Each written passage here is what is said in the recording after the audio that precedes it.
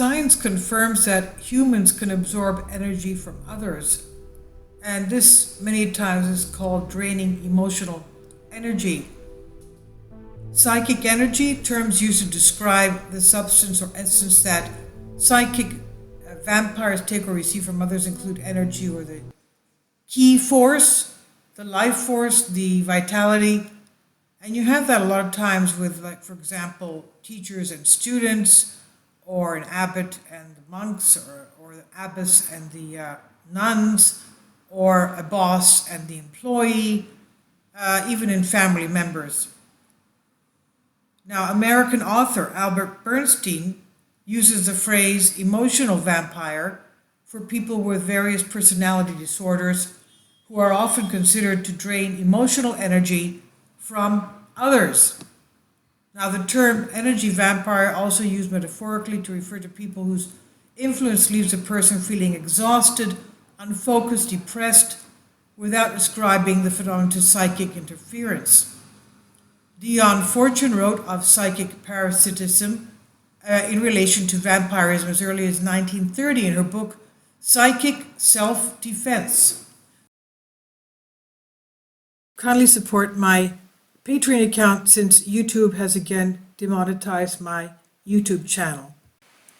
The daily posts are 5 videos daily, and they are totally different from what I have on my YouTube channel.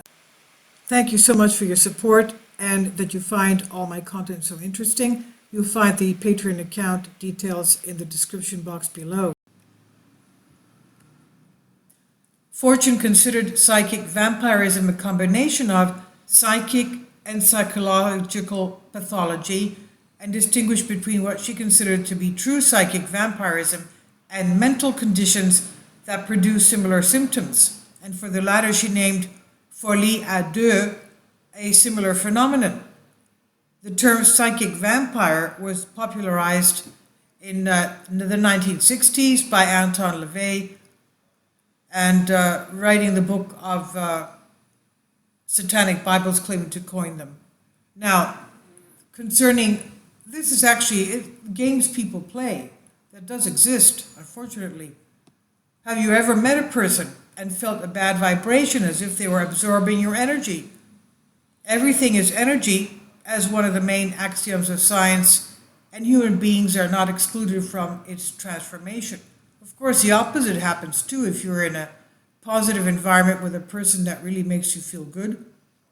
Now, an interesting study conducted at the University of Bielefeld, Germany, shows that plants can absorb energy from other plants, and doctor and therapist Olivia Bader-Lee followed the results of that research with the plants. The science that studies the behavior of energy in living things is called bioenergetics. The research was conducted on algae, especially on Reinhardt chlamydia units. It has been found that in addition to photosynthesis, they also have an alternative energy source, and that they absorb energy from other algae.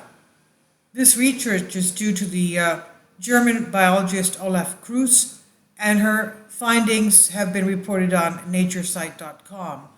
Now, according to Bader-Lee, our bodies are like sponges, absorbing the energy around us. This is exactly why there are people who feel uncomfortable when they are in a certain group with a mixture of energy and emotions. The human body is very similar to a plant that when it sucks and absorbs the energy needed to fuel your emotional state and can activate cells and increase the amount of cortisol they catalyze and supply cells according to emotional needs. This is what Bader-Lee points out.